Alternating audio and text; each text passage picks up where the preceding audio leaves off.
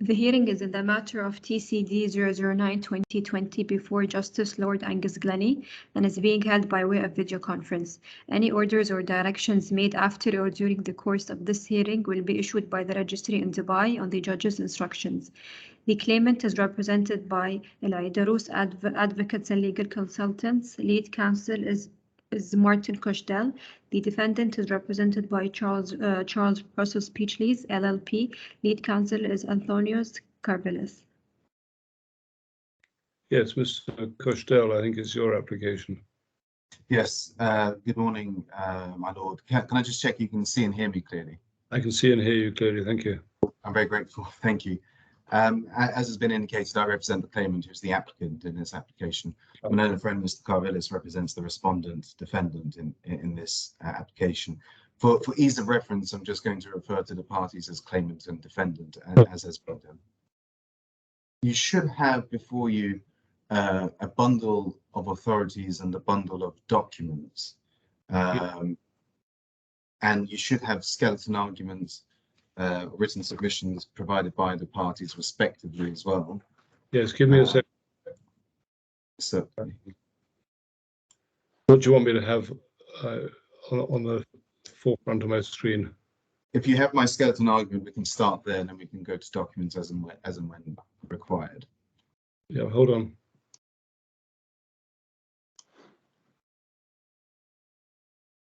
Oops.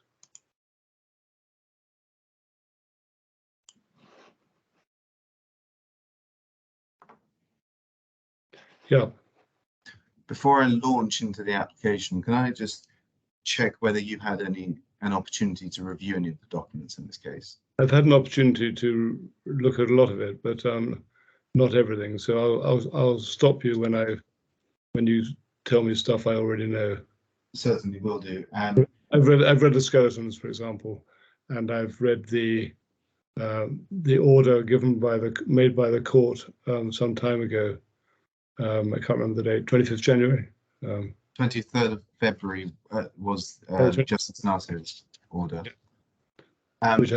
Yeah. Okay. Yes. I don't know if you require me to advise you even briefly on the facts of the case. I can briefly summarize it as follows. The dispute concerns the JVC project with the Five Hotel. And I'm keeping it very brief, so I'm sure there are going to be details that I missed out. But essentially, there was a fire incident. The employer was Five. The main contractor was China State Construction, and Reem Emirates Aluminium was the subcontractor to undertake aluminium glazing works. During the course of the project, a fire broke out on the 6th of August 2016. We will call that the fire incident. And then works resumed after a period of time. At the conclusion of the works, there was an engineer's determination. This dispute, I suggest, centrally features the engineer's determination. What, for example, can the claimant rely upon? And Reem Emirates Aluminium suggests that there are certain claims, such as, for example, the prolongation cost claim, which it seeks by way of these present proceedings. So there are other issues like who is the cause of the delay, etc. We'll get into the meat of some of the meat of that as we go along, because you would have seen as part of the skeleton arguments that disclosure was sought in respect of some of the allegations made. But that's all I just wanted to say for the moment, just to introduce the matter. This application arises from the disclosure obligations of the parties, as I've already outlined in the skeleton.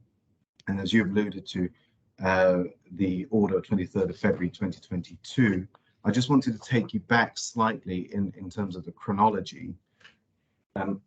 We begin with the timetable, which was set at the case management conference, and standard production of documents was due on the 10th of January 2022. If you need to see the order, incidentally, I'm not actually sure the CMC would be is in the bundle. But I found, if I can just say, I found this setting up of the core bundle not as helpful as usual, because it didn't have any of the orders, and I had to then scout around other pages and go on to different pages of the CMS. But anyway. If there's anything missing, then I hope the court can forgive us, given the urgent nature of the application. But that's fine. This means that in terms of finding previous orders and so on, it involved going to different screens all the time and different files. I understand. Well, the background is set out in the pleadings and the witness statements, etc. No, sorry, not pleadings, the steps and arguments. Anyway, standard production was due on the 10th of January 2022. The parties were required to file and serve requests to produce by 24th of January 2022. Objections to request to produce were due on the 31st of January 2022. The parties agreed to provide replies and responses by the 7th of February 2022, which they did. And the court made its order of the 23rd of February 2022. That's the Justice Nasser order, having reviewed the request for production from both parties. And for the purpose of this, can you take me to the Justice Nasser? I don't need that. I need the schedule. Yes, the schedule for the claimant is at starts at page 211 of the bundle of documents. 211.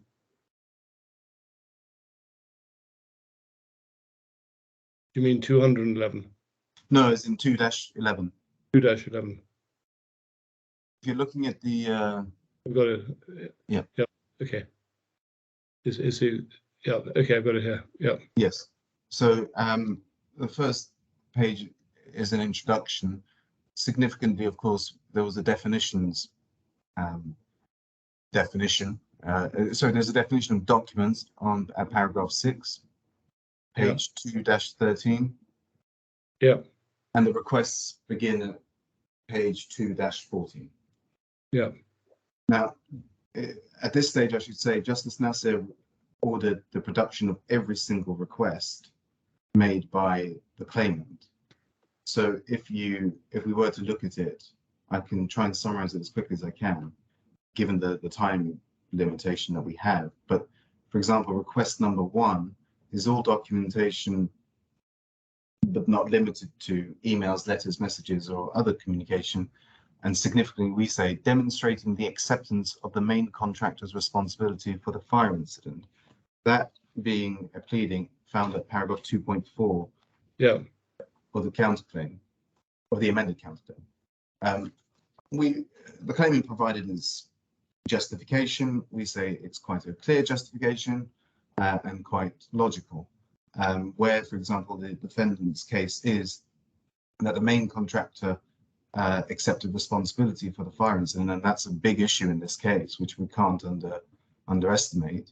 Yeah. It must prove that allegation, and therefore must prove that the fire incident delayed the works and caused loss, damage, and harm to the defendant. Yeah. That all stemming from the main contractor's responsibility. It must therefore prove any such responsibility before it can even seek to engage clause 4.5 of the subcontract. Yeah. Now that's where the claimant came from. The defendant suggested that it had no objection, that it in fact had produced all of the documentation it sought to rely on to prove the allegation, and was happy to provide further documents that may come to light prior to Order 7. And Order 7 of the CMC was just the document, the disclosure order. So I don't need to trouble you with that. But yeah. And provided that such documents are deemed by the defendant necessary to prove its claim. The response that we provided was that we were not satisfied with this no objection response, because it features over and over again as part of the defendant's objections. We say that the no objection was a front for merely just making a response saying it had no objection to appease the court. But in actual reality, the claimant suggests that we have had no such documents to date. And therefore, for the defendant to properly defend its claim, to properly be able to understand the defendant's claim, the defendant must produce those documents. Well, hang on. Why? I'm sorry, I didn't hear that. You've asked for documents which support their claim. We've asked for documents where You haven't asked for all documents relating to the allegation. You've only asked for documents which support the allegation. yeah, well, that they must prove that allegation. Well, if they don't prove it, they don't prove it. Well, we've taken the view that, and surely it helps you if they don't produce documents. They'll have a difficult time proving it. well, the difficulty we say we would have is that under the, and this is paragraph 6 of my skeleton argument. Hang on. Yeah. Under the Al-Gharafi judgment, yeah. which I don't need to necessarily take you into detail because I think it shouldn't be that, I don't think it's that controversial. That case involved the mis-selling of structural financial products and failing to carry out sufficient investigations. But in particular, at paragraphs 81 to 84 of that judgment, which is, if your honour requires a page number. Right. No, Karen. The difficulty in that case was that where there wasn't an application for specific disclosure, nor that they ran their defence on the basis that there was selective disclosure, the party making those arguments could not make them. They could not rely on those arguments. So our position is that if we haven't sought this disclosure, we won't then be able to say, well, hold on, we made the request, the court granted the request, you didn't produce it. Yeah, well, you can now. You've made the order. You've made the request and got the order. Well, I mean, we can come maybe later to where we go from here, but I suggest that yes, we made the request. Sorry. You've done enough, I'd have thought, subject to anything said the contrary, done enough to satisfy the Al-Gharafi principle that you cite in paragraph 6. You've said, give us all the documents because we don't think you've given us very much. Isn't that sufficient for Al-Gharafi? Well, we say the difficulty is taking this now a step further, is that there are no documents that have been disclosed, and therefore the defendant doesn't know the evidence before it has to provide his witness statements, which are now due on Thursday, as it happens. But it knows there are no written documents. Sorry, I didn't understand that. The claimant now knows that the defendant does not propose to rely upon any more documents than has presently been given. Well, except that our position is that no such documentation has been provided, even before we get to Justice Nuss's order. So well, let's just follow this through.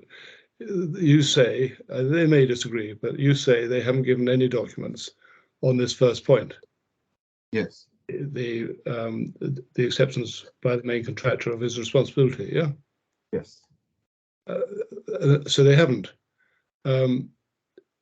What then? The fact is, you can now make a point about that at the trial. You can say, well, look, it's ridiculous to say that the main contractor has demonstrated responsibility, but you produce no documents. It's quite a strong argument, you might think.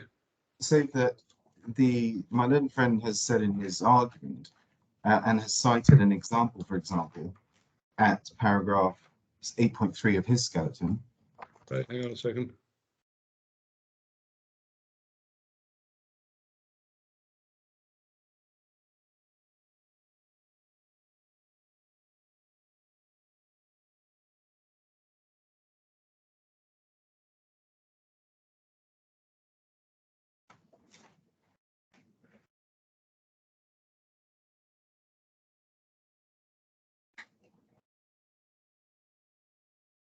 Eight 8.3. 8.3. This relates to request number 5, but I want to make a point that can be applied, I say, broadly. Yeah. 8.3, 8.4, and 8.5. Yeah. So this request pertains to request number 5. So these submissions relate to request number 5. Request number 5 is all documents, including but not limited to emails, letters, etc., that the main contractor made it impossible, and we stress the word impossible, to perform the works during the contract. That's a pleaded claim. And as I said with the first request, that was a pleaded claim by the defendant. As it now stands, the pleadings that the defendant has produced are embarrassing because it's not supported at all by evidence. Now, looking at 8.3 to make my point, in there, my learned friend has sought to rely on, and I'm assuming it's the best evidence, otherwise why make the point at all? But it's the best example of where he says this evidence would support the allegation made on impossibility. But if we look at it at 8.3, where it says in this message, Santosh EIFS notifies the group, etc., that the defendant and the main contractor, alerting them to incomplete concrete works. Rujaz from 5 then directs a message, etc., stating, as discussed, we need more team at 39 and 40, and Your Honor can read the remainder. Yeah. It doesn't, we say, show at all, and we take the view that this must be the best example that my learned friend can come up with, at all, of any impossibility of the works. Now that in the context of... Well, hang on, stop. Okay, so they failed to produce evidence of impossibility. That's good for you, isn't it? Yes, but that's in the context of previous disclosure where it was essentially a document dump and having to trawl through that to get to the point where we make the request for documents, as we have done, to now be dumped again with 136 documents, not knowing what's responsive. 136 documents is not a dump. Okay, no. It takes an hour to look through them, or 2 hours, maybe a day. Yes, but I'm using the word loosely. I'm using the phrase loosely in the sense of the link. We're provided with a link. The link has documents. It just contains the referencing, for example, to a letter. You know, the usual way you have FJB stroke SS stroke numbers, that sort of, or a WhatsApp message, and it doesn't really say what that's about. So yes, you're on. My lord is right. Of course, we would have to look through it. But have you looked through them? No, because it's the subject of this application, and as you would have seen from my skeleton. How can you make an application that they failed documents if you haven't looked through the documents they've given you? Because part of the application that we're making is that these documents, if you take the view that they're not responsive, and we'll get to this later, if they're not responsive, then they've been produced without permission of the court, and therefore if it's without permission of the court, then they're not documents properly disclosed in the case anyway. So if my lord just bears with me, I can... Oh, sorry, I'll stop interrupting. No. I understand, of course, why my lord asks the questions, but going back to just finishing off on this 136 documents, where we've made 15 requests and Justice Nasser has ordered documents to be produced, and without an explanation as to which document is responsive to which request, we should not be in that position to figure that out for the claim, for the defendant. The defendant must be saying document X, Y, and Z are responsive to requests, etc., etc., etc. And once that's done, then we are in a position to know what requests have been, what requests are produced with additional documents in response. My stress added on that. And once that's done, we will know which documents are not responsive. And as it stands, the defendant's statement of the 7th of March, 2022, which we can look at this stage. Where do I find that? If you're just bears with me. It should be at page 2-63 of the bundle.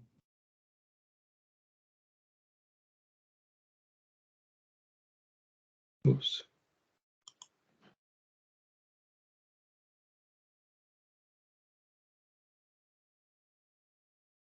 '68, 2-68.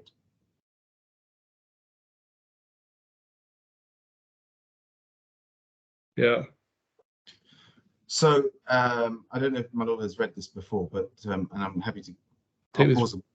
Okay, certainly. Do you want me just read it?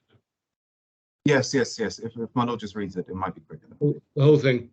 Yes, please. It's only 8 paragraphs.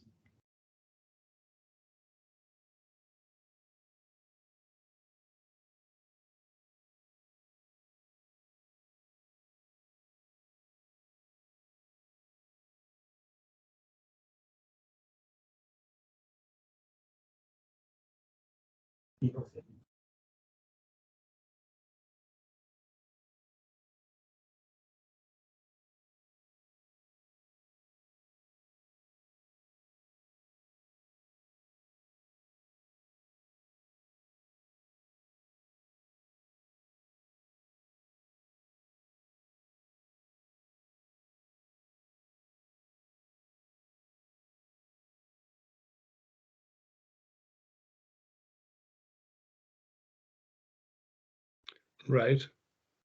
Well, so first of all, just to give my lord the background before delving into the details of this, the defendant emailed on the 4th of March with a link where it stated, and this is at page 2-64. Yeah. At the bottom, where it says, pursuant to the orders of Justice Nasser, provided below is a link to further documents that the defendant will rely on in its defense and counterclaim. Now, that on the face of it doesn't look like it may say it's an order.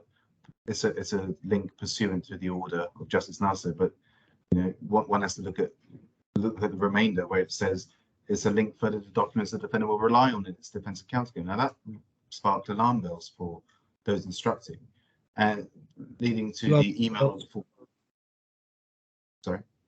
Alarm bells because of the phraseology of will rely on its defense and counterclaim. Now, what I'm suggesting is, what did that cause you to be worried about? Well, are these responsive documents? Are these not responsive documents? Are these additional? Is this additional disclosure? Is it new documents? Which is it?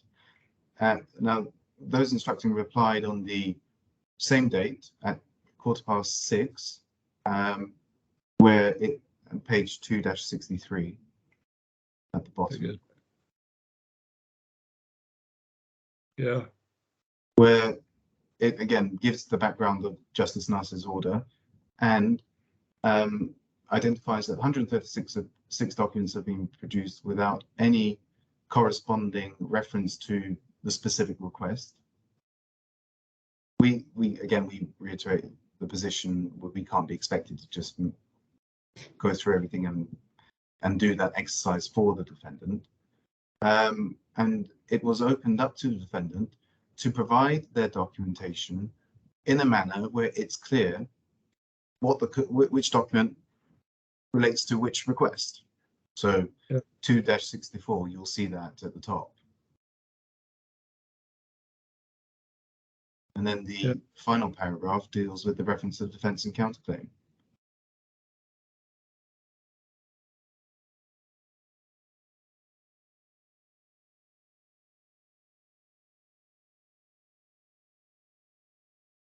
Right. So going now to the statement of Saravana Subia at page 2-68. Yeah. I don't know if it's a Mr. or Mrs., but I'm terribly sorry. I don't mean any disrespect, but the author, Saravana Subia, starts in paragraph 1 referring to the assertions that the correlating paragraphs in respect of the requests, then tells of the search done. Paragraph 3 says that there's, as further noted, and essentially repeating the defendant's response. If further materials come to light, they'll produce them. Paragraph 4, because they would benefit the defendant and help assertions, etc., there was a further search made, and then that produced 136 documents. There is nothing in here at all to say which document is responsive to which request. This is as it stands, the position of the defendant. You'll have to help me. Is there some rule that you rely upon that says that when you give disclosure, you must identify what issue it goes to? No, there isn't a rule as such, and certainly not. I can see it to be rather unhelpful. But is it more than that? Is it worse than that? No, we say where there is a court order. Let's just say, I'm just taking a different example. Let's just say it was produce requests 1 to 4. You don't need to produce 5. Then you have to produce 6 to 6, 7, and then it's scattered, for example. So there's no real, it's not like 1 to 15 where you have to produce everything. Where that happens, then the other party, the receiving party, must know which document has been produced in relation to which request, especially when it's like that. Now, even if it is requests 1 to 15, where everything has been ordered to be produced, I would suggest it's as important, because everything is now required to be produced.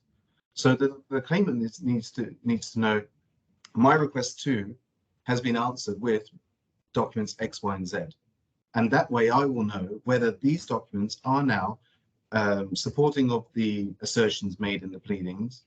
And if there have been before, I can now understand whether that's been done previously or not now. The situation we're in, the claimant's in, is that it's made the request, the order's been made, the 136 documents have been provided without any explanation. So the claimant is unable to know the case it needs to meet. It's unable to know which document is responsive. Forgive me, with respect, I could understand if you came to this court saying, we had this order, they've given us 136 documents, we've looked at them, and we can't make head or tail of them, and they don't seem to be responsive. Then you'd have a good argument for saying either they haven't complied, or they've given extra documents which weren't called for and they're too late or out of time, all that sort of thing. But the starting point is to look at the documents. If the documents, many of the documents will be self-evident, probably, as to what they are and what they relate to. Others may not be. You could focus your complaint to the court by saying, look, they've given us, of the 136 documents, 25 of them we can't make head or tail of. We don't know whether they're new documents unrelated to the request or not. But I don't see quite how the application can go very far without you having looked at the documents. Well, because when one looks at the folder or the link, there are titles given to the documents. The titles don't make much sense, except for where, for example, it's a WhatsApp. Then we know that that's a WhatsApp message, for example. But the claimant should not have to be even in the position where it's not sure, is this a responsive document or is this a voluntary disclosure? Until it has that distinction defined, perfectly defined, I say with respect, it shouldn't have to engage in a process of understanding, is this a responsive document or is this a voluntary disclosure? Because, for example, a document could be, for example, where the defendant says it's something that we've uncovered, it supports our claim, but it may not be a responsive document. And the way we say that it's been phrased at the moment in this statement that I've shown the court, the lines are blurred, and we seek clarity. So that's why we come to the court with this application, having not looked at the documents properly in any detail. Okay. That for myself, I see great problems with that approach. You could do many things if you look at the documents. You could say, we understand what documents A, B, C are. You could say they clearly respond to a request. You could say that CFG, we don't know what they are because they don't seem to have, they don't even know if it's a WhatsApp or an email or whatever, or between whom it is. Then you could ask the other side to explain the documents, and if they wouldn't explain, then you could maybe make an application to court. Yes, so let me just clarify. We haven't looked at the details, but for example, we have just randomly picked a folder, or file, just to see what it is. I've got it in front of me. I just picked one randomly now. But sorry, do I have it? No, I don't think you have it. But what I'm saying is that what has been seen reveals, for example, you open an email, then it refers to another email, and then it's a long chain.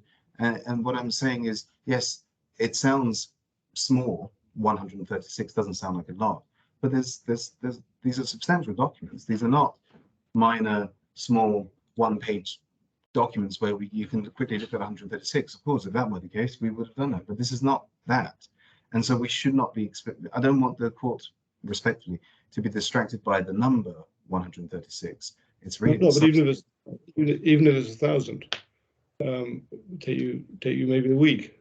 I don't know how long it would take you, but I don't quite see what the court can do to say there is no that they failed to comply with their obligations under the order.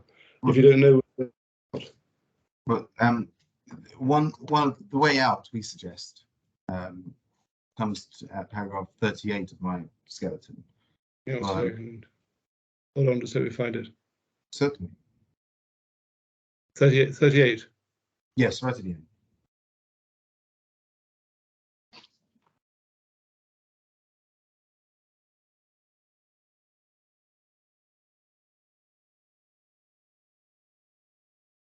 Yeah. Well, my lord, you have seen, the court has seen the statement from Saravan Sabaya. So the court is now aware, of course, the position that has formally been produced in terms of what documents have been disclosed, etc. We suggest that if you agree, or if you even have some sympathy with our position, which is there are 136 documents, they don't say what they're responsive to, that the way out is for an order. We say it has to be unless order because we are close in time to when witness statements and expert statements are due, where the defendant suitably identifies by way of statement in the same way that they provided with precision which documents are responsive to which request. We provided the alternative position as well, but we say the only real way forward in this case for there to be any progress, and respectfully we say that's for both parties' benefit actually, but it is for identification, suitably, so that we know which are responsive to the other. Because for example, if there are documents that are not responsive to a particular request, we will now have to take the view, right, there are no documents, for example, supporting allegation X. What do we then do? Do we deal with it in a witness statement? Do we then make another application to the court? It could be anything. We have to take a view, but we shouldn't be having to take that view without suitable identification. Otherwise, we'll end up coming to court and saying it will be a he said, she said. We say this is not responsive. Claimant says, for example, the defendant says this is responsive to X, Y, and Z, and the court should not have to undertake that exercise. The court wouldn't have to if having gone through all 136 and multiply by 10, because as you say, there may be an email chain and many more documents than simply 136. But I can't imagine that all of those will be impossible to understand. Probably talking about a minority. And if you then fail to get any help in identifying a document, you may well be able to say to the court, these have been given to us without any identification as to what they are. We want an order saying what they are, or something on how they comply with the disclosure order that was made by the judge. But the reality is, we say with emails, WhatsApps, even screenshots of other forms of communications, there is always context, which will never ultimately, well, which is very unlikely to always be revealed, and we cannot be expected to have to figure out the potential context. And we are making specific requests. So, for example, the impossibility of the main contractor, or the we can go through some of the others. But there are, for example, where there is. I've seen the general nature of the complaint. Yeah. I'm sorry, I didn't hear that. I've seen the schedule. Yeah. Okay. Right. Yeah, but the court may note that these requests are very specific, and so given that they're so narrow, having to trawl through documents which may deal with and appear seemingly sometimes do deal with various matters, navigating through all of that should not be the claimant's responsibility, where the simple remedy and the appropriate remedy is for, as I've said in my skeleton in paragraph 38, a suitable identification by way of a further statement. Now, I don't know, I haven't made submissions yet on the appropriateness in terms of the sanction of an unless order, but we say that. Sorry. No, carry on. Oh, okay. We say in the circumstances. Sorry, just bear with me one moment. Yes. Can I just make one other point before I move on to the sanction? Given that this is the application is non-compliance with Justice Nasser's order. That's our application. We say this stems from the fact that the defendant, through its document production statement, must demonstrate compliance with the order. How do you demonstrate compliance with the order? Document X, Y, and Z relates to request 1, etc., etc. So to demonstrate compliance, we suggest that there needs to be suitable identification. Don't you have to demonstrate non-compliance?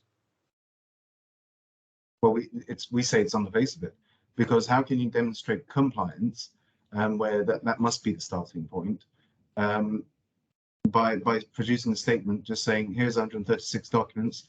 They include new emails, text messages, photographs, and documents that support the assertions made by the defendant, as referred to in paragraph 1.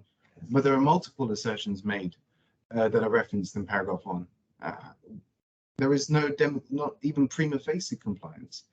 Now, I know my learned friend is going to say he has provided a statement and has provided a skeleton saying some documents are responsive to certain requests. As it stands, that's evidence in its application. That is not the document production statement. So my learned friend has been able to identify in evidence that is with the court now. If the court would like, I could take. Well, what paragraph are you referring to? So it's a witness statement of Mr. Carvelis. Yeah. Paragraph. The statement of, yeah. The witness statement itself. What page? At page 2-83. Yeah. Paragraph 22. In a sec. Yeah. Yes. Yep. Yep. So this is evidence as part of this application. For example, request 2, request 4, blah, blah, etc. And then we get to paragraph 23, where there is a statement that such inquiries did not uncover additional documents. We say that the difficult, as good as helpful as this is as for the purposes of this application, that is not helpful in the grand scheme of things, because there isn't a document production statement which says all of this. And that's the issue. The issue, once this is all clarified, this is just part of the picture, but once this is all clarified, the claimant will be in a much more clarified position or clearer position as to which document relates to which request, and therefore that can demonstrate compliance, not in its current form, because in its current form it just says there's 136 documents. No, well, help me on this. You say there should be a document. What's it called? Document statement. Document statement. Okay, and if it said exactly the same as is said in paragraph 22, then you'd be happy with that? Well, no, because we also suggest that where the defendant is seeking to itemize, to justify its position that it has previously produced documents that support a particular allegation, that's the position that the defendant has taken, and therefore in its objection where it says we have previously done so, and we have taken the view no they haven't, and the 136 may be clarified, we're still in the position where we are none the wiser where these other documents or what other documents support which other allegation. So it's twofold. We say part of it is, as my lord says, in respect of the 136 documents. The other part is that it should identify which, and we have gone through these documents, which documents from the standard production phase relate to which of the requests that were made. So is this a different part of your application? Well, it's as I say, it's two-part. It's twofold in that part of it, of course, relates to 136 documents, but as we say, the other part is that where, for example, there is a document or there is a request where it says where the defendant has said we have produced the documents, and is cross-referencing that to Mr. Carvelis' statement where he says of the 136 documents, they are not responsive to the requests that were at paragraph 23, then we suggest that the defendant has to go further and say, well, which of the previous documents are responsive or dealt with this request previously? And therefore, in that manner, the defendant would be able to demonstrate compliance with the order of Justice Nasser. So you're now wanting them to identify documents which were part of the standard discovery and disclosure to show that they have given you documents relating to various of the requests. Well, yes. Can I just take you to if I can make the reference to paragraph 22. Yeah. So paragraph 22, request number 2, and then it suggests that the 136 are relevant to, there are 136 documents, some of them are relevant to request number 2, for example. Where in that sense, we're in the position we're now in is, okay, we took the view that there were no such documents before that supported request number 2. Now we're clearer. There are documents that have met request number 2. However, taking an example, request number 1, we're still none the wiser, because the 136 don't support request number 1, and the previous documents of the standard production didn't support request number 1 in any event. So on that basis, they would have no documents supporting their case on that issue. Well, if that's the position they take, that's the position they take, but they haven't taken that position. Well, I mean, if they took that position, for example, then the pleading would potentially be struck out, or there would have to be some sort of determination on the pleading. Now, I'm not suggesting you would do that now. Not today, but that's a course you could take, isn't it? That's exactly the point that we're making. We can't even consider that course until this is all clarified. But they've told you there are no additional documents relating to request 1. That's the issue about, I can't remember now. They've said there's no documents relating to that. No, that's not what the defendant said. That's what my defendant said in his witness statement before the court. I understand that's a witness statement signed with verified witness of truth, but we need a document production statement that deals with this. I thought you were saying that if that information was in a document production statement, it would be all right. No. The document production statement would say, for example, documents X, Y, and Z. What rule is it? No, as I've said. What rule of court is a document production statement? Well, document production. Oh, sorry. That deals with 28.20. 28.20.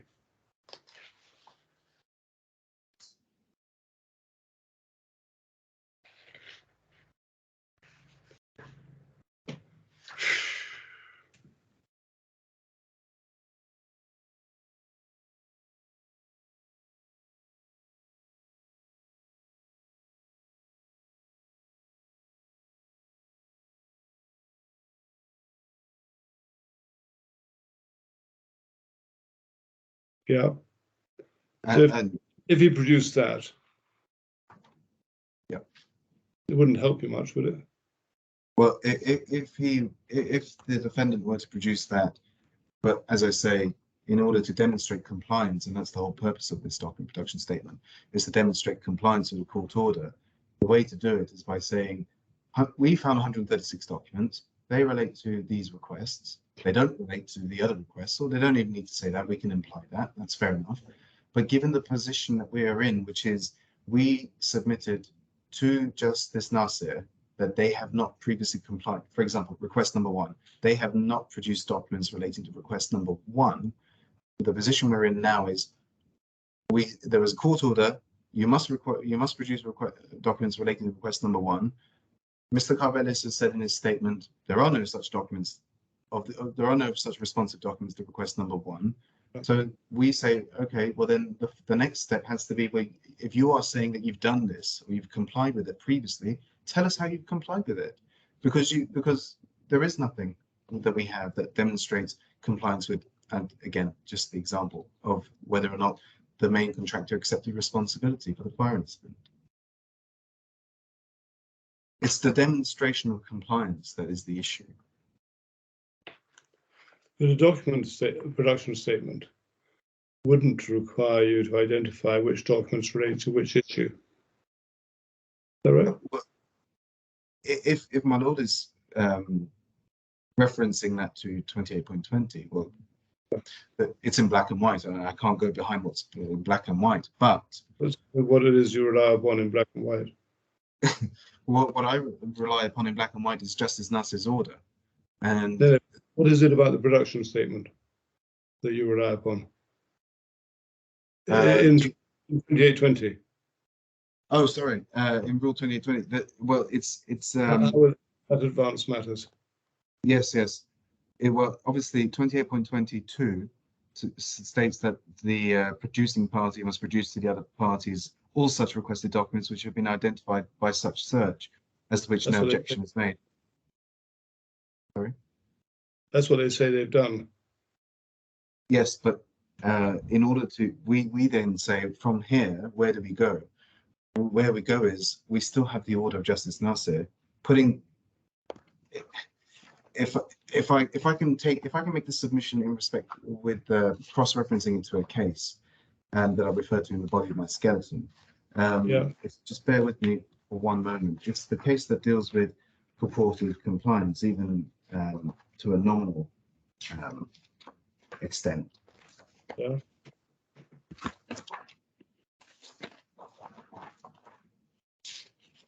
Sorry, Mama, could you just bear with me one moment?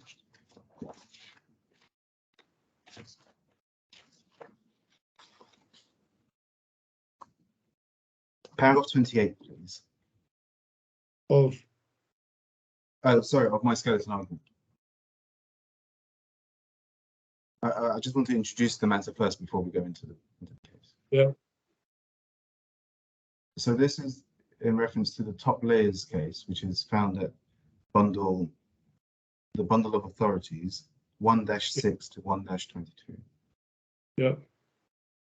I'm not going to go into the details of that case because that probably doesn't matter. But that's a case where there was a contextually modest claim, which was met with a very large counterclaim. There was actually a paragraph 27, we can see there was an application for specific disclosure made. Yeah. That's at paragraph 27. The main paragraphs which I would like the court to look at is paragraph 61 to 64.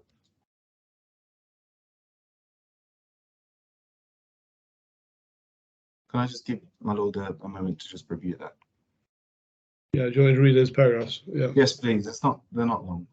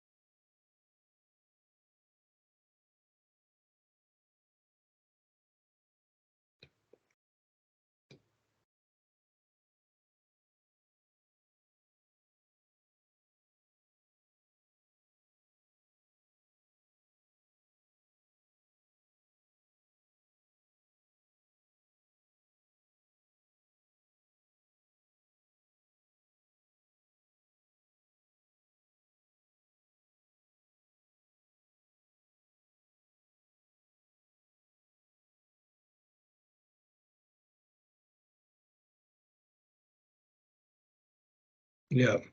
Okay. Yes. So I think that probably speaks for itself in the sense that there must be even nominal or purported compliance isn't sufficient. But can I make the submission in the context of this case, which is, yes, I hear what my lord says about Rule 2820, but we don't get Rule 28.20 deals with doesn't deal with compliance with a court order. What we're dealing with is the compliance. Now the mechanism may well be 2820 in the sense that there is a statement saying, that there was a search carried out, etc., etc. But the way that compliance is demonstrated would be at the party's discretion, arguably. But we still get back to the fundamental point that the defendant hasn't even purported to comply because its statement just says here's 136 documents which assist the defense of the counterclaim. That's actually what it says. Well, So, sorry? It says rather more than that. It also refers to Justice Nasser and Nasser's order. Yes, but my lord, yes, you're right, and I'm not. I don't find it amusing in that sense. What I'm suggesting is that this statement, what we say is that this statement can say what it likes. For example, I could have a witness statement that says that this is further to the CMC order, etc., but it may not be. What we say is this can say all it wants, but the reality is paragraph 5 is key. My further searches and inquiries reveal some further 136 documents. Paragraph 5 of what? Oh, sorry, back at the production statement, which is 2-130.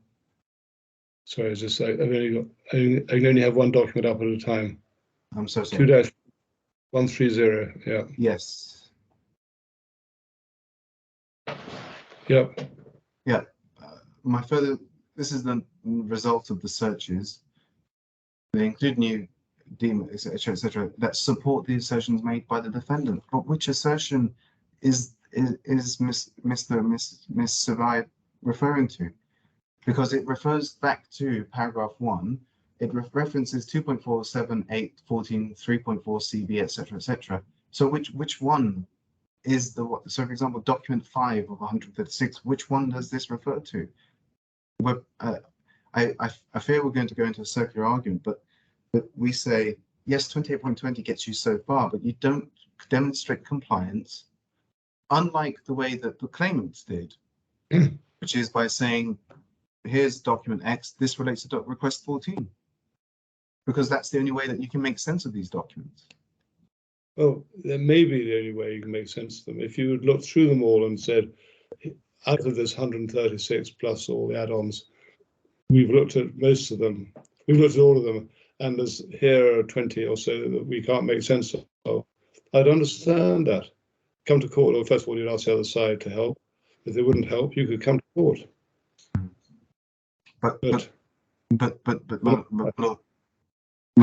respectfully, the claimant, and I fear I've said this before, but I fear the claimant should not have to look at this and think, okay, 136 documents, they say it's supportive. Let's look through all 136 times 10, for example, as my lord says earlier, and then have to figure out what this could be, what the defendant is saying is supportive of request 1. But it's actually for the defendant to say, no, this is supportive of request number 1, not the other document, because it's the defendant who's produced. The defendant has the burden of producing the document. The defendant bears the burden of proving compliance with the document. There isn't even prima facie. If you're asking for an LS order, it's for you to show non-compliance. It's for us to show non-compliance in the sense that this document production statement does demonstrate non-compliance, because it doesn't say, for example, here are 136 orders and they are responsive to the requests, because it says it's responsive. These are further 136 documents. They support the assertions made as referred to paragraph 1. But okay, so what? Which one of the 136 refers to this paragraph? And now, in fact, Mr. Carvelis has said they're not all responsive. So we are in a position where there is purported non-compliance, in fact. Mr. Carvelis is paragraph 23.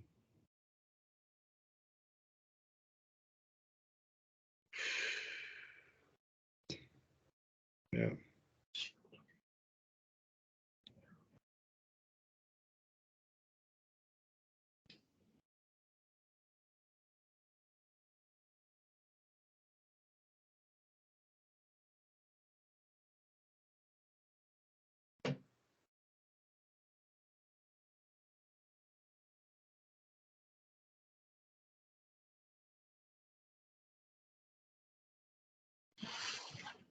Mm-hmm.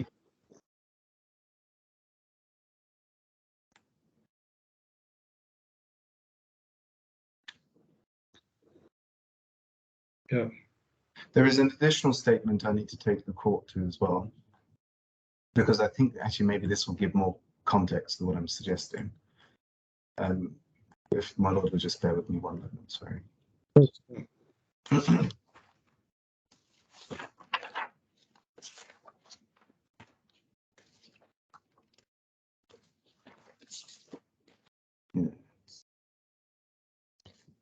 Just so my lord knows what I'm looking for, there was a further statement provided on the 8th of March on 2022, where it referenced the response to request number 13. I'm just going to get the document, the page reference. Unfortunately, it's escaped me at the moment, but do you mean another one by Saravana Sabaya? Yes. Yes. Page 127. 2127. Yes, I'm very grateful.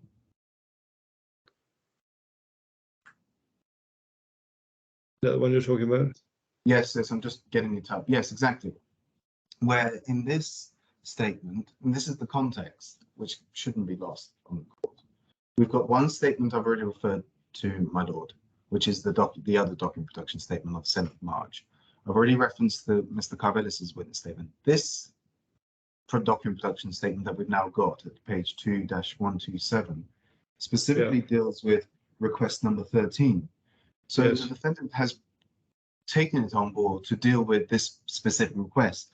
Now, one point here, which I do want to make before I make the other point, is, of course, the defendant has looked at any documents, including but not limited to, etc. Actually, I'm going to emphasize this, not limited to notes and or minutes of meetings, whether remote, telephone, or in person, or any other type of document internally created with respect to discussions on prolongation, etc. As part of his search, he has looked into discussions between those two named individuals, but no notes have ever been kept. Made inquiries with other individuals, this is paragraph 3b now. Again, no documents kept. C, I'm not aware of any other person within the defendant's organization who would have reason to discuss anything. Now, one other point here is that, of course, there was the definitions section of the claimant's request to produce. Yeah. And within that, there was a very lengthy definition, which I'm not going to bore the court with now, but I think my lord can read it maybe at another time if needs be. But the definition is far wider, far wider than any email, than any notes. It's far wider than all of that. And this statement of itself doesn't even purport to deal with that, the extent of request number 13. That's one point. The other point is the defendant has taken it upon itself to deal with request 13 in a separate statement. Yeah. So therefore, yes, my defendant can say, well, by inference, that obviously means that number 13 is not included as part of the other statement. Well, we're still left with 14 requests. And so the context that we have is production statement on the 7th of March, no itemization, no clarity. Then follows this statement on the 8th of March, still no real clarity added at all because it says requests 1 to 12, 14, and 15, look elsewhere. And then Mr. Carvelis's statement, where he's now clarifying that, in fact, not all 136 are responsive to all 15 requests. So the claimant is naturally in a position where, well, what is your case? What is your position on production? Now, I appreciate my lord started off by saying, well, you would have had sympathy had we looked through all the documents. But it's now evident that the defendant hasn't even produced a consistent position throughout. And so in that context, we say, look, defendant, clarify your position, come back to us, tell us exactly what you produced before that dealt with request number 1 as an example.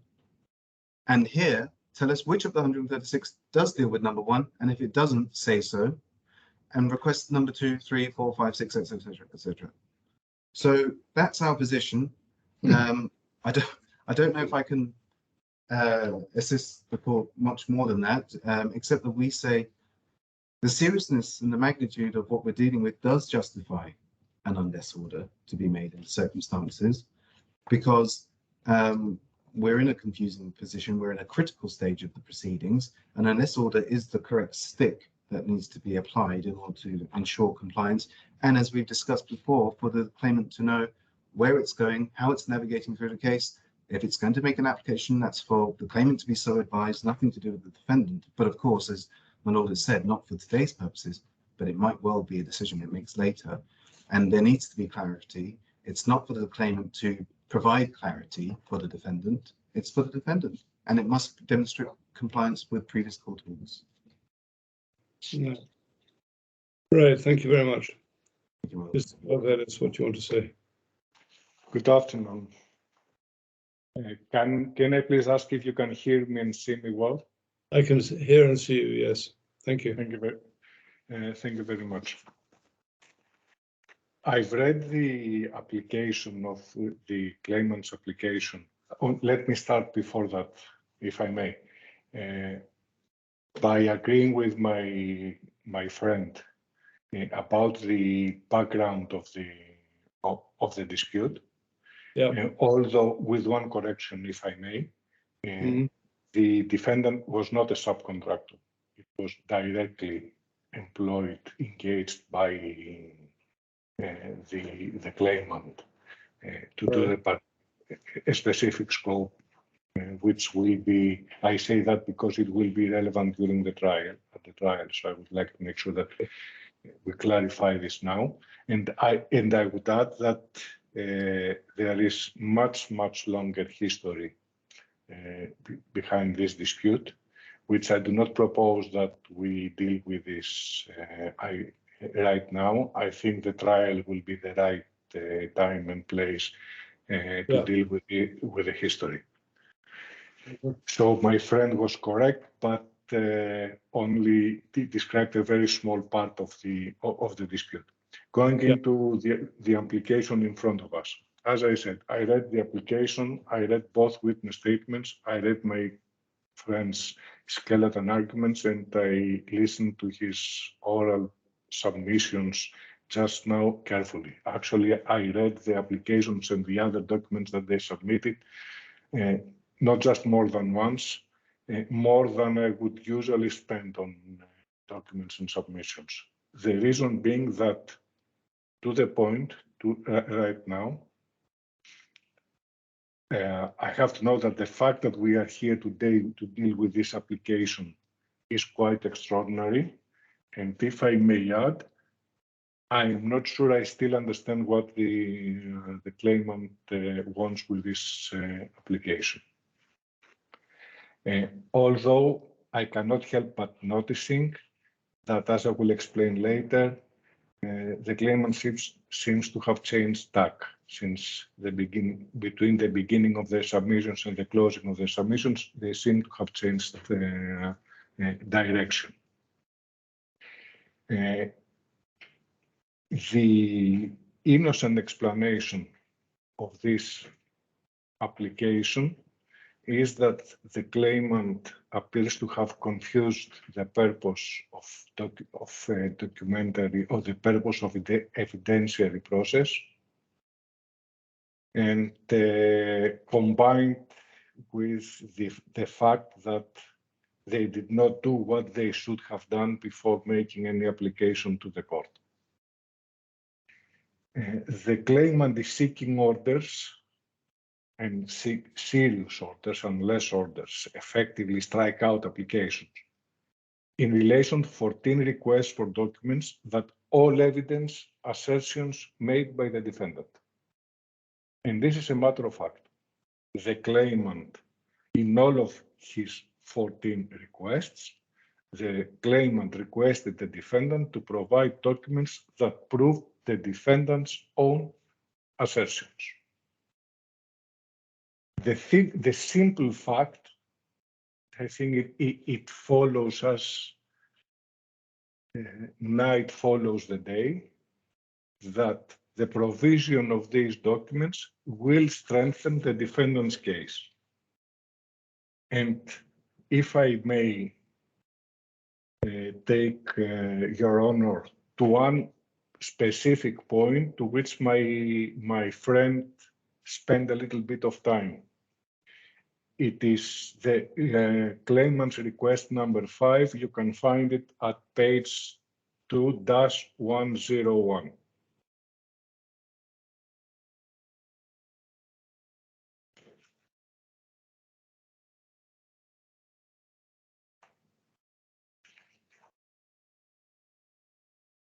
Yeah. Now, Number 5. Yes, request number 5. It is the claimant's words. All documents, including but not limited to emails, letters, messages, or any other means of communication evidencing that the main contractor made it impossible to perform the works during, if I may have your attention here, the contract duration. By the way, the words contract duration are in brackets and capitalized, inverted commas and capitalized, as you can see, which suggests that there is that these are a definition. We are talking about a construction dispute. Construction contracts, they often have definitions, so the use of the word contract duration has a specific meaning. I say that because contrary to what my friend earlier tried to argue, their request was very specific. They wanted documents evidencing that the main contractor made it impossible to perform the works during the contract duration. For your information, and this will be detailed at trial, this means until 25th of October 2018, because this is the contract duration. So the impossibility that my friend made so big issue about was in relation to 25th October 2018. The production of these documents in response to this request, they will prove that the assertion by the defendant in the counterclaim is true, and they will show that the defendant is entitled to an extension of time. And this is because the main contractor's works are on the critical path of the defendant's works. Therefore, if works were incomplete as at the expiry of the contract duration, then the claimant was entitled to an extension of time. Mm-hmm. This is the nature of the request made by the defendant, by the claimant. Sorry, I am confused, and it is confusing because one other extraordinary instance in this application is that it is the defendant in reality that makes the application. Here, although my friend represents the claimant and I represent the defendant, as I am sure Your Honor will have assumed by now, will have realized by now, as far as the first of the two cases, TCD 9, the claimant is in reality the defendant, the counterclaim, that is. And the defendant is in reality the claimant, the counter-defendant. So the counter-defendant here makes an application to the court to force the counter-claimant to bring more documents evidencing its case. All 14 requests follow the same format. Yeah. We are here today because apparently, or that's how they started anyway, how the claimant started, they say that the defendant has more documents that prove their case. They won't provide these documents, punish them for that. This is, in a few words, the claimant's application. Following this point, I would like to discuss a bit, if I may, the argument put forward my friend at paragraph 20 of their skeleton argument. Yeah.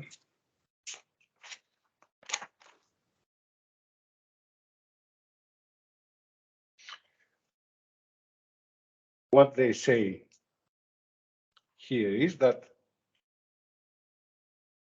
the defendant's failure to provide the above documents hamper the claimant's ability to defend the counterclaim.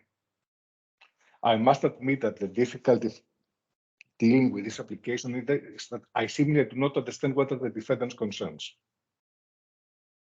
if I'm honest.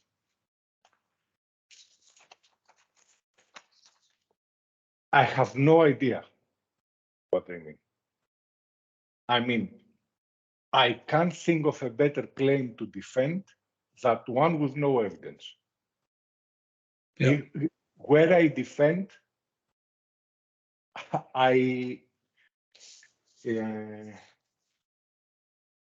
It's always the dream of any defense lawyer for a claimant not to provide sufficient evidence. Be that as it may,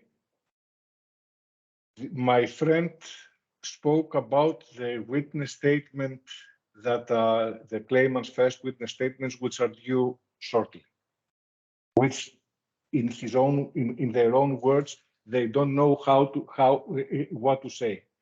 Respectfully, their witness statement, their first witness statement, is not in response to the defendant's evidence of its counterclaim. Their first witness statement is in evidence in support of their own claim, which is TCD 3, which is the second case which has been consolidated with TCD 9.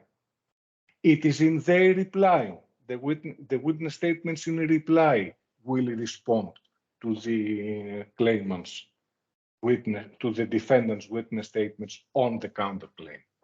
Mm-hmm. It is a simple fact. It is common sense, and it is in RDC anyway, that evidence in this case will come in the form of documents, 1,100 originally produced by the defendant, plus the 136 documents that we have in all this discussion about. Conversely, 35 documents by the way, for a 17 million dirhams claim, plus whatever else will, plus interest, for a 19 million dirhams claim, the claimant produced 35 documents in the original production, 27 documents following an order to produce. Incidentally, three of these 27 documents are a repetition of the document which they have already produced within the original 35 documents, but this is another question. We'll deal with it later. So the evidence in this case includes documents, it includes witness statements, it includes expert evidence, and it includes oral evidence at the trial. All this is in the timetable, as if this is not common sense.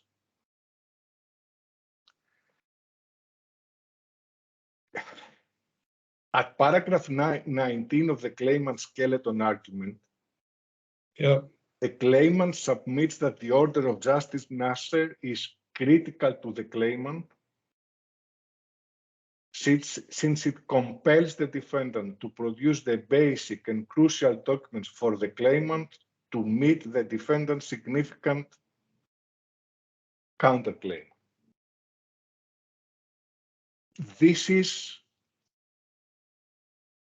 out of any proportion, this argument here. It is nonsensical.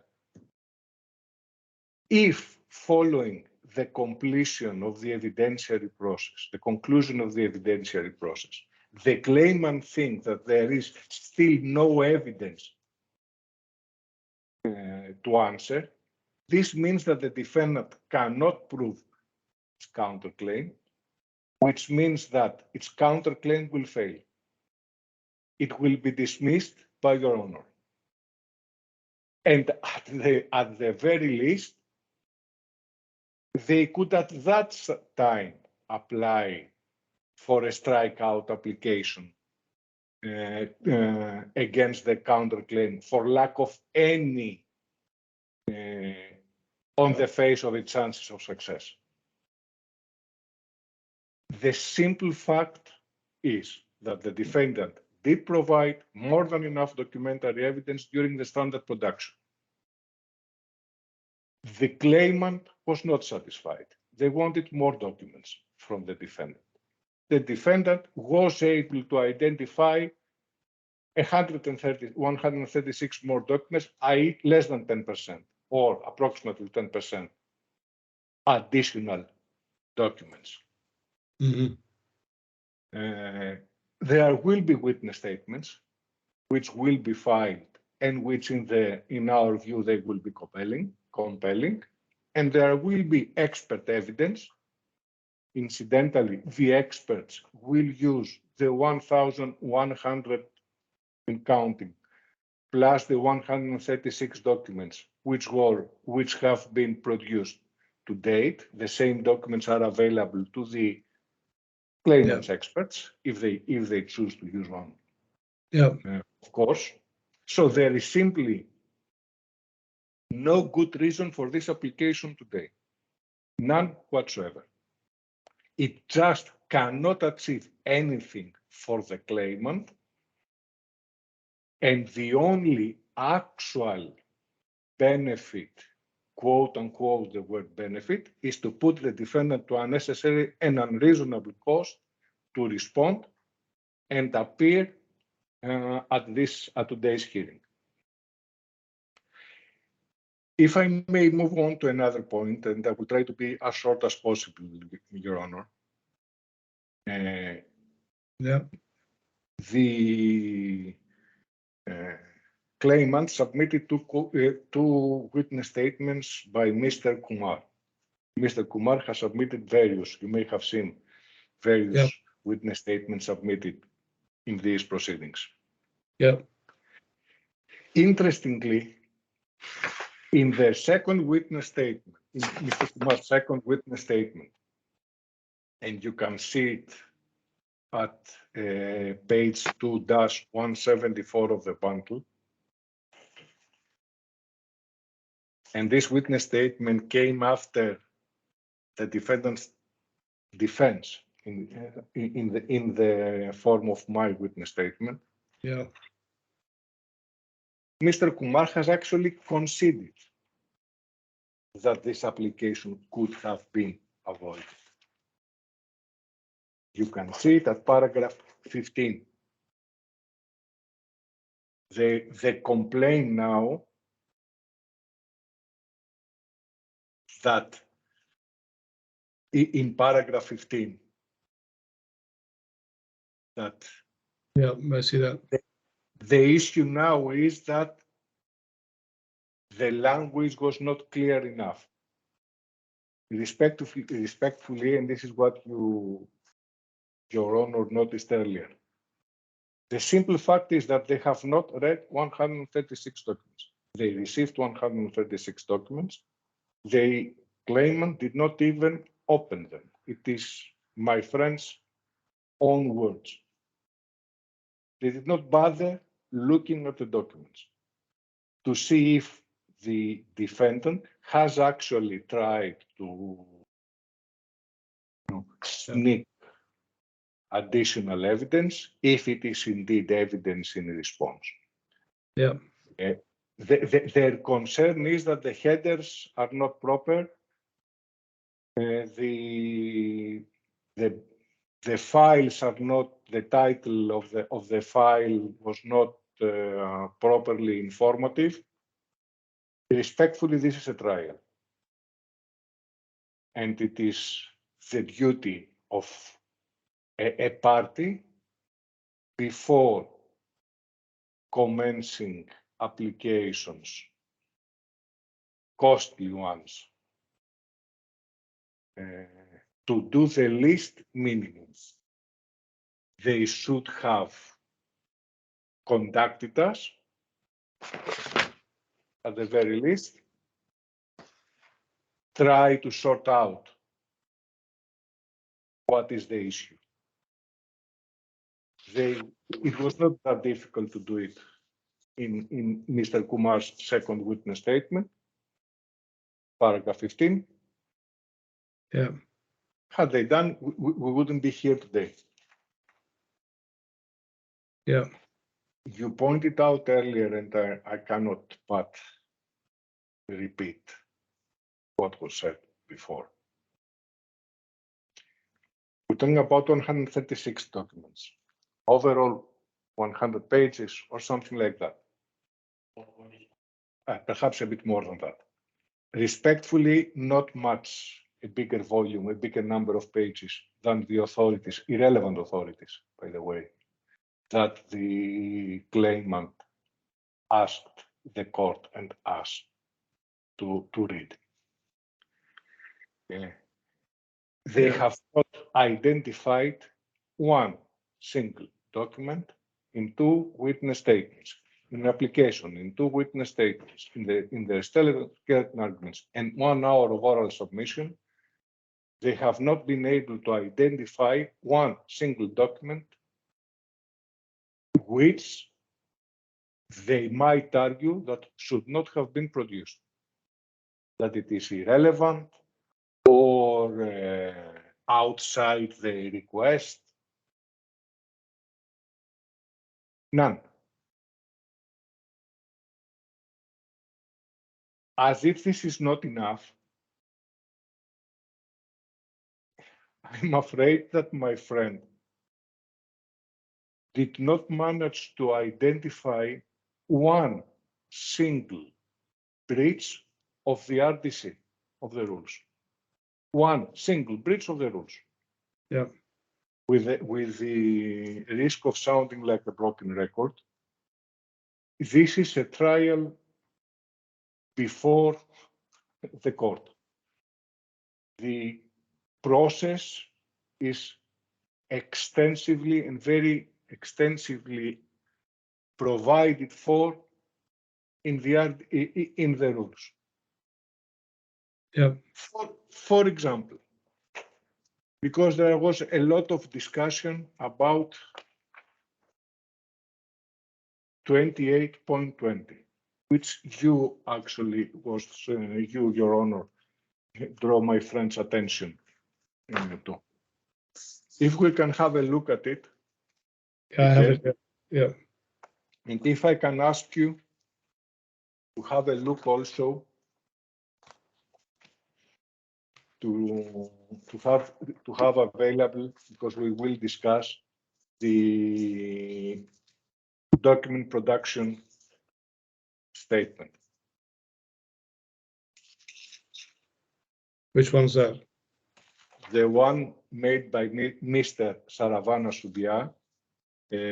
Incidentally, Mr. Subia has been listed as a witness, so the claimant knows who Mr. Saravana Subia is, because he has been listed as one of the witnesses that will provide a witness statement for the defendant. What page is the statement? 2-74, if you may.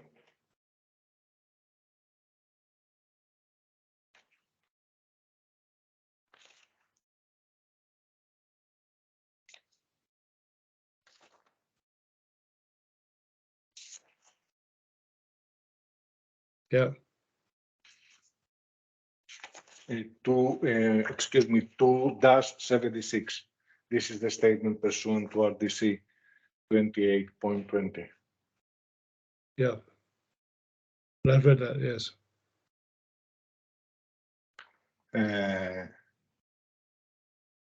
This is a statement which satisfies all of the requirements of 28.20. Yeah.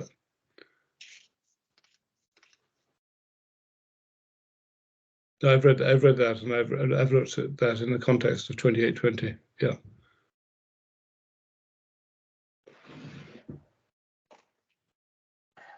If I may, if you can give me one moment, Your Honor.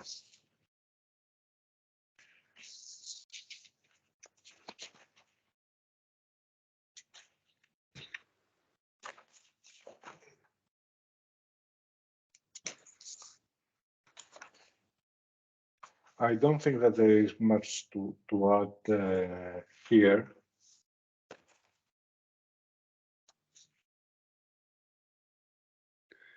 Can I take it, Mr. Carvelis, that if the claimant, if and when the claimant reads the documents, the 136 documents, and it wants to identify what a particular document is, that within reason your clients will give that information?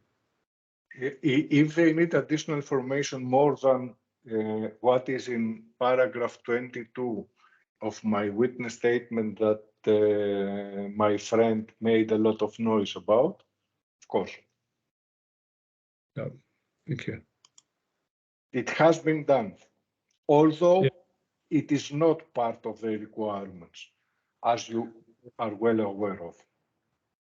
I'm well aware, but on the other hand, there is a general duty of cooperation, and I'm sure your clients will provide answer any reasonable requests for clarification about what a document is. We'll come to that. We'll come to the duty of cooperation in a moment, Your Honor. But the short answer is yes, of course. Yeah, we don't need. I don't need you to go too much into this. I'm not proposing to make an order as sought by the claimant. So, is there anything else you really want to take attention to? Yes, I will skip then part of the of the points that I was going to make. For example, that the unless order is their own consequence. If it were to assume, Mr. Carvelis, if you're going to skip it, skip it. Thank you. I would like to talk about the claimant's own conduct, if I may. Here. Well, why? Because we need to put it in context, if I may, to understand what we're doing here, why we are in this application. I'm more concerned to deal with the application. I've told you I'm not going to make the order sought by the claimant. The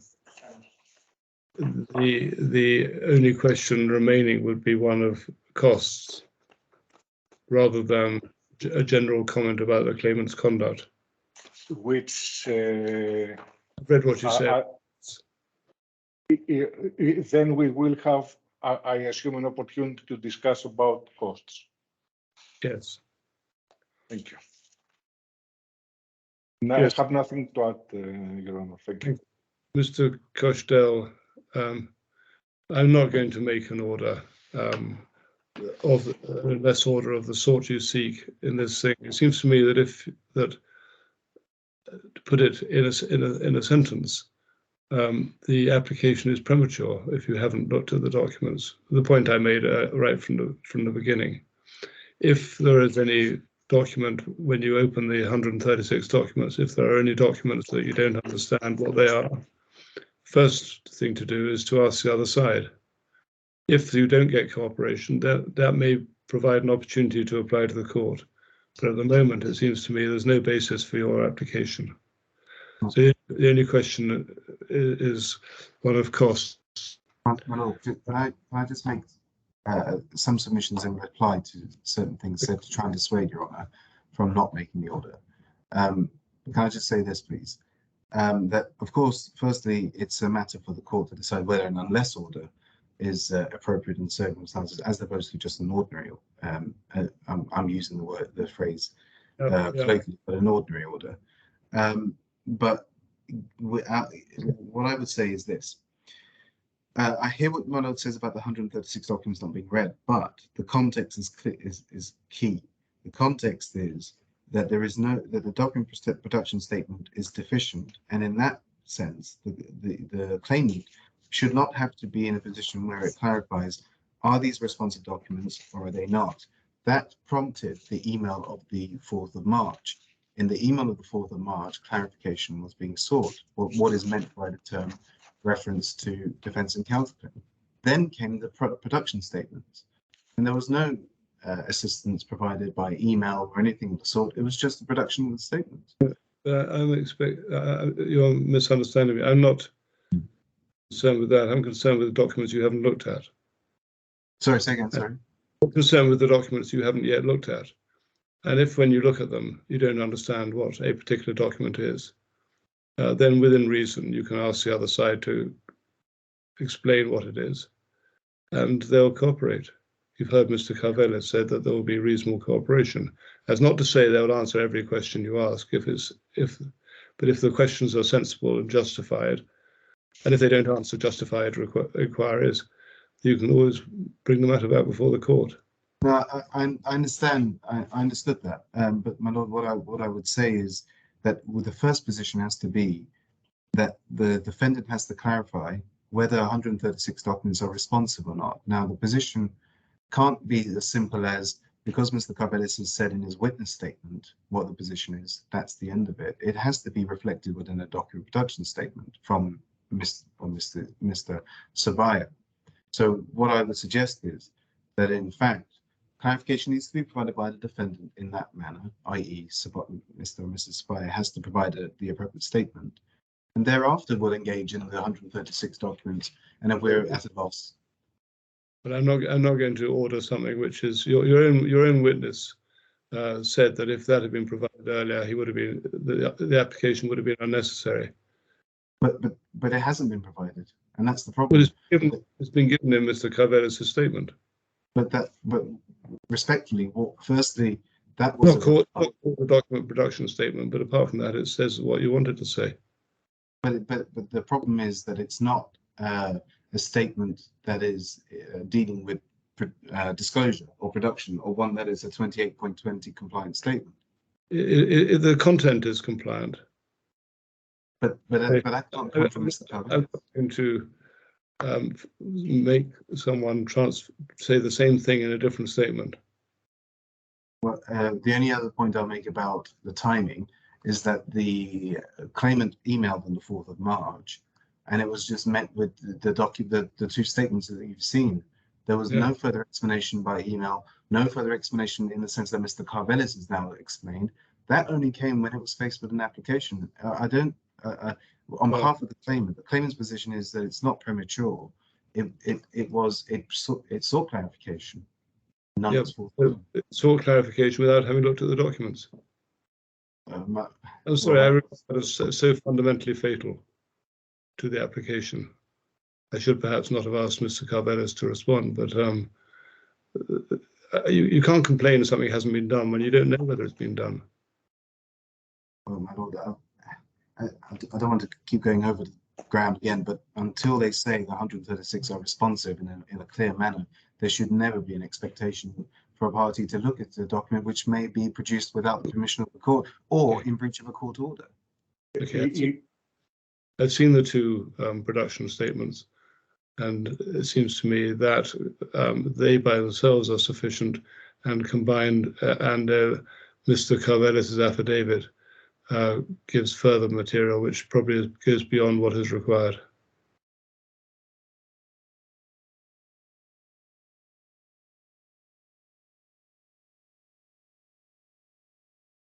Yes, well, I've made my submission. Now, Mr. Carvelis, I'm going to refuse the claimant's application. The only question is costs. I think, Mr. Carvelis, judging from your skeleton argument, you asked for the costs, and I think you asked for them on an indemnity basis. Is that right? Indeed, Your Honor, we do. If I make a short submission on this. Well, does it go beyond what you said in your skeleton argument? Yes, just to add to the background. This is the 15th application before the court, and we haven't reached. This is application number 15 that we're looking at, and we have not reached trial so far. Of these 15 applications, 13 were made. I may be one or two wrong here by the claimant. All failed. 2 were made by the respondent. Both succeeded. It is. I start by saying that the innocent explanation is what appears to be not proper and full understanding of the evidentiary process and reluctance to do some work. There is another which is not so innocent explanation, which is the deliberate, what appears to be deliberate attempt of the claimant to frustrate the respondent by making applications again and again and appeals on applications on the, I don't know how they came to this conclusion, on the assumption that at some point the respondent would give up and would stop spending money. This is an entirely unwarranted application. We all of us, including and primarily the court, lost a lot of time preparing for an application, very urgent. We had to upset, albeit marginally, the timetable. We had witness statements due which are now delayed by a few days, but the point remains for an application that should never have been made. It's just as simple as that. It should never have been made. Respectfully, I cannot see any other remedy fair and suitable, but an order for cost on the indemnity basis. Have you provided a cost schedule? We have, Your Honor, we have been criticized by the claimant for the costs incurred as shown in the statement. Where is the statement? It's filed this afternoon. It was filed this afternoon. It is on file, Your Honor. Filed around midday today. I can, we can pull it up and show it on screen if you, Yes. if it would help. Can Yes. we? Well, in a moment, I'll just hear what is said about the principle first, and then we can Yes. look at details if we need to. If I may, excuse me, respectfully, Your Honor, if I make two closing points, which will be very short. Yeah. We are two lawyers working on this matter. As I said before, me and my senior associate, me as the lead counsel and my senior associate. As I said before, the application was so outrageous that I had to read it. I spent more time reading this application than than I would have on a normal day, on a regular day. And the other point I would like to make. At some point, the claimant made an application for default judgment, and it was granted initially, and was immediately overturned. This application for default judgment was for a statement of case that it had in fact been prepared almost entirely as an amendment application in this proceeding. At that time, the claimant's statement of cost was for 160,000, much over and above the statement of costs of this application, which did require work, including during the weekend. Thank you. Thank you very much. Mr. Costel, what do you want to say about expenses, costs? Yes, my lord. I had to say, I haven't seen yet an updated statement, so I don't know what the updated figure is. I certainly am aware of the previous figure. I don't know if this is the one before the court, but this is the 56,255. If that's what my learned friend is claiming, I'll ask him to nod if that's right. No, actually, it is more than double than that. It is 125,000. Okay. And 125. Okay. 125,000 what? What currency? Dirhams. Yes. Which would be what? 25,000 pounds. 25, 30,000 pounds. Yeah, that sort of thing. Yes. Roughly roughly 25,000, 26,000 pounds, something like that. Yeah. Firstly, let me deal with some points of principle first. Of course. We say our position is that had the defendant replied by email in a manner which is a bit more clearer, then that could have engaged in further communications. Instead, it just produced document production statements that we've looked at. No further emails, nothing. And so, given the timetable was tight, and it was at that time because the previous deadline for witness statement was on the 15th of March 2022, and the application made was I don't have the date to hand, but it was certainly after. It was, I think it was the 16th of March, or sorry, not 16th of March, 14th of March from recollection. It was close in time to the deadline, so it's not as simple as my learned friend says, and I suggest that there should have been more done on their part. If any criticism leveled at the defendant of the claimant has already been made and heard, but the defendant has to bear some responsibility as well, because it certainly could have avoided this situation instead of just merely providing document production statements. That's one point that we would like to make. The second point is this is an interim application for which the defendant has acted as the respondent. And as the respondent, it has provided one single witness statement. In doing so, it has referred to events which were fresh in the respondent's mind, not taxing so far as the respondent is concerned, because their primary defense was, well, I don't know what the claimant is talking about.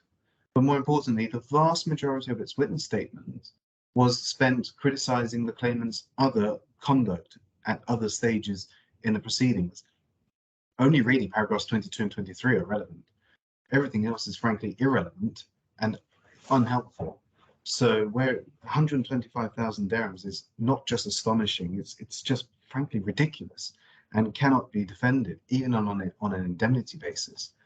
As I say, I haven't seen the current statement of costs, but I can say previously the claim made on the 16th of March was 5 hours and 54 minutes for Mr. Carvelis, 18 hours and 6 minutes for Mr. Bull, which would amount to 24 hours, I believe. That of itself is excessive and just unnecessarily incurred for a witness statement where only 2 paragraphs are relevant. And that's really the nub of, that was really the nub of my learned friend's submissions. So, but given the grand scheme of things, and that I hear what my learned friend, sorry, what the court has said in respect of there should have been a review of documents, and my lord, you and I exchanged briefly on what potential courses could come out of all this. I would suggest the appropriate order should actually be cost in the case. If, of course, you're not with me and you are going to award costs in the application, then I'll deal with the point I make is what I've already made, which is 2 relevant paragraphs. Previously claimed 24 hours is ridiculous and wholly excessive. It shouldn't be on the indemnity basis for that reason, and also the lack of engagement by the defendant in trying to resolve the matter instead of simply just firing off production statements. I would invite the court to assess on the standard basis. I need to remind the court that the claimant who bears carriage of the application managed to make the application in, I think it was under 30,000 dirhams. So even on that basis alone, I would suggest the defendant's award should be far, far less than 125,000 dirhams. And had they even claimed 56,000 dirhams, I would have made the same points in any event. So there's no real difference in the principle, nor on the points on the time spent. Can we just have the bill of costs up as a screenshot, and then I'll allow you to say anything else you want on it? I think it's just been emailed to me from. I'm just going to, if I can catch it. I've just asked a colleague to email them. It will be. I think you can see it, Your Honor, on screen. I can see it now. Yeah. I can't see the details of the costs. I see here. Hold on, stop.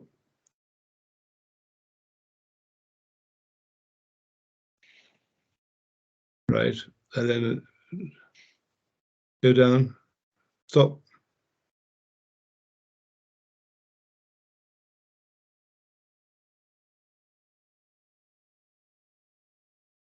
Come down, go back the other way a bit.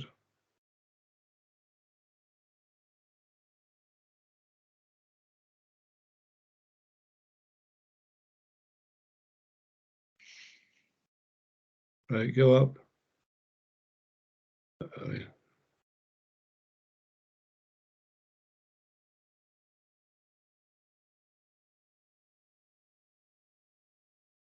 Sorry, go down.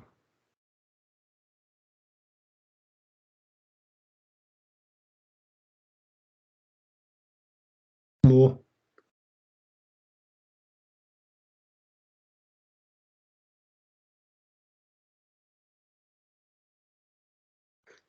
I see Mr. Bull has attended the hearing as well, has he? Yes, he's the one handling the screen right now, scrolling up and down. Yeah.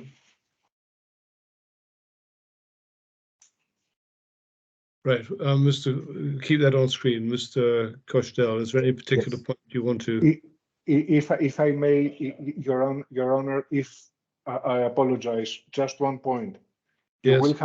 will have noticed, because we have been criticized of our professionalism. We have you will see the allocation between partner and associate is 1:4, roughly. Mm-hmm. In order to ensure that the costs are as low as possible. Right. Thank you. Okay, Mr. Koshdell. Yes. Honestly, attendance on opponents, it's been claimed as 1 hour. From what I've seen in the emails, I can't see how that's an hour's worth. I know I'm quibbling over 2,200 dirhams, but given the way that they've claimed that the defendants claim 125,000 dirhams, I think I'm within my rights to make that criticism. Secondly, other work not covered by above, 9 hours in total, 3 hours by Mr. Carvelis and 6 hours by Mr. Bull. For what, I can't see. Again, as I say, in the context of Mr. Carvelis' witness statement really only having 2 relevant paragraphs, and that was it, which were quite short anyway. So other work not covered above, I submit that there is no basis for that at all. Work done on documents, I assume, must be the witness statement. Fair enough, of course, there must be time spent on a witness statement. Context is The witness statement and also the skeleton argument. Oh, so sorry, of course. No disrespect intended, of course. But in any event, the witness statement itself, as I've said, 2 relevant paragraphs.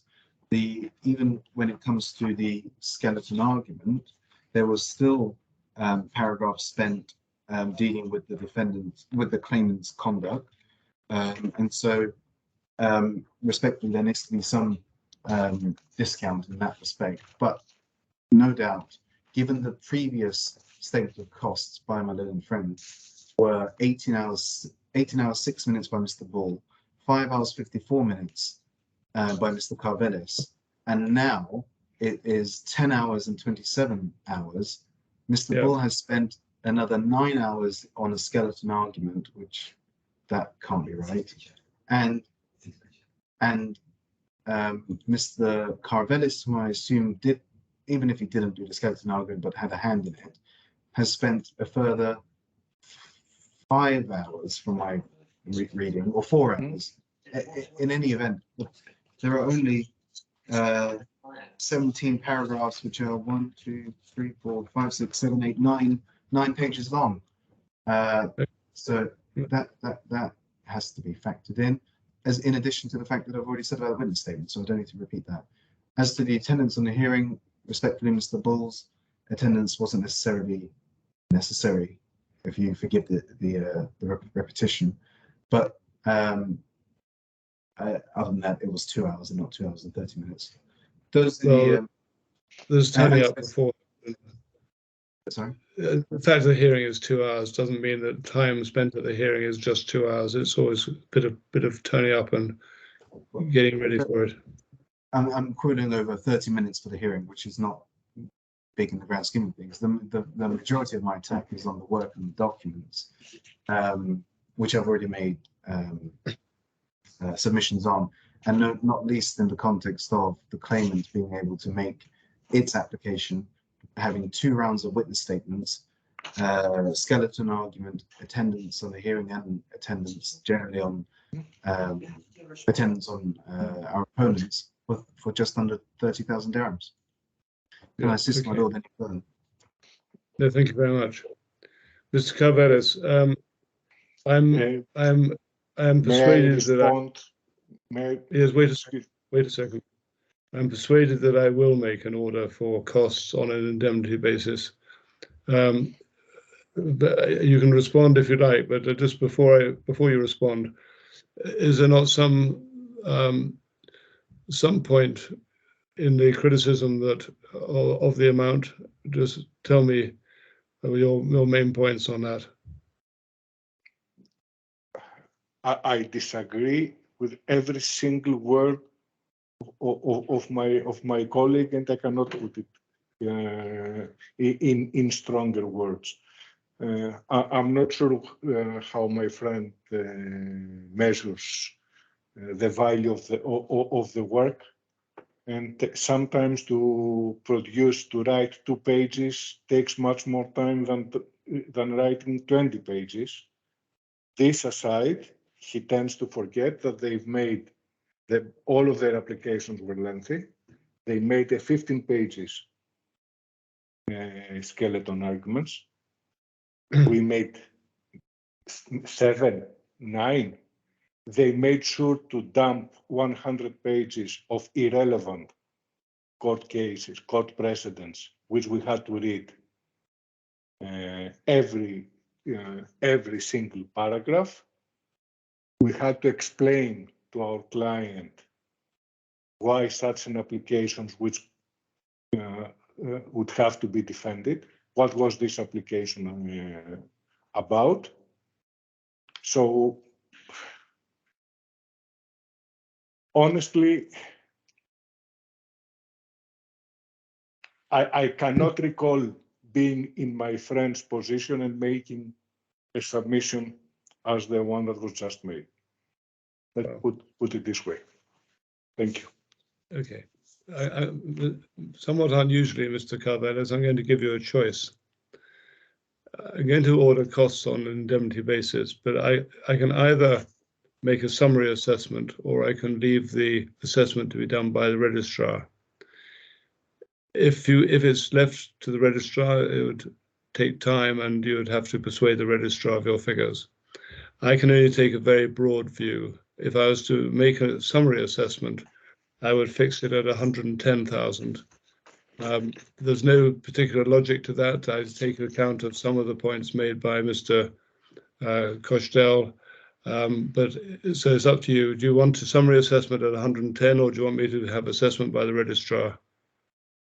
The claimant is content with the summary assessment, Your Honor. Right. Therefore, I will order costs on an indemnity basis in this summary assessed in a sum of 110,000 dirhams.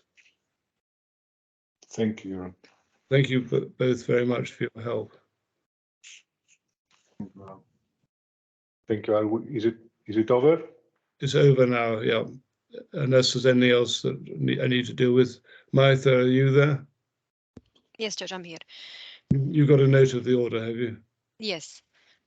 Thank you very much. Right. Your Honor, just one. We